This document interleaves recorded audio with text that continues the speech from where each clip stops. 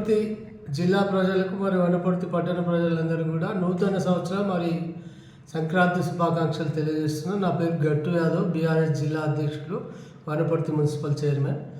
ఈరోజు నూతనంగా ఏర్పడినటువంటి కాంగ్రెస్ పార్టీని ఓ సందర్భంగా అభినందిస్తేనే మరి ప్రజల సమస్యలను తీసుకొని 6 గ్యారంటీల పేరు మీద ఇవాళ ప్రభుత్వం చేస్తున్నటువంటి ఫారం నింపే కార్యక్రమంలో ప్రజలందరూ కూడా పెద్ద ఎత్తున కుటుంబాల్లో వాళ్ళ భార్య పిల్లలతో అక్కడికి వచ్చేసి మరి చిన్నపిల్లలు అనకుండా కూడా వరుసలు కట్టి ఈరోజు సంక్షేమ ఫలాలు అందుకోవడానికి వాళ్ళు దరఖాస్తు చేసుకోవడం జరిగింది. ఆ దరఖాస్తులో స్పష్టమైన హామీ ఏది కూడా కనబడడం లేదు.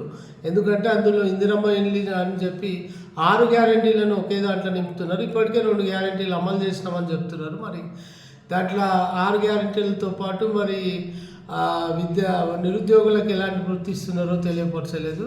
మరి దాంట్లో రైతుకు సంబంధించిన వివరాలను కూడా పొందుపరచడం అని చెప్పడం జరిగింది.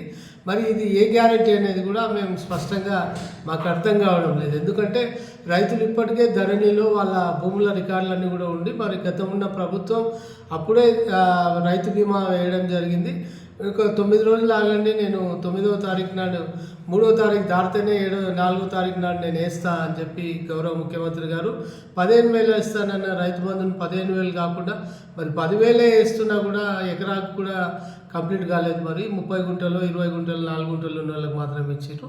ప్రభుత్వం ప్రజల్ని మభ్యపెట్టి మోసం చేసేది కనుకన్నా స్పష్టమైన ఇవ్వాల్సిందేందో మేము ఇది ఇస్తాం, ఇది ఇవ్వమని తెలియజేయాలి. కానీ కాలయాపన చేస్తూ మరి సంక్షేమ ఫలాల్ని ఇస్తారా లేదా అనే ఆందోళన ప్రజలు గురవుతున్నారు. కనుక ఇవి 100 రోజుల్లోనే పూర్తి చేసి మరి ప్రజలకు ఇవ్వాల్సినటువంటి ఇందిరమ్మ ఇల్లు కానివ్వండి, గృహలక్ష్మి, మరి అట్లా గ్యాస్ సిలిండర్, మరి ఇలాంటివన్నిటిని కూడా ప్రజలకు వెంటనే అందించాలి. ఇంకా మభ్యపెట్టే రోజులు పోయినామని చెప్పి మరి మరొక్కసారి కూడా ప్రజలకి ఈ మేలు జరగాలని బీఆర్ఎస్ పార్టీ తరఫున మేము కూడా కోరుకుంటున్నాం. ఎందుకంటే ప్రజలు సంక్షేమ ఫలాలను ఆశించే వాళ్ళు మీకు ఓటేశారు కనుక మీరు మాట నిలబెట్టుకోవాలి అని ఈ సందర్భంగా తెలియజేస్తున్నాం. జై తెలంగాణ, జై హింద్.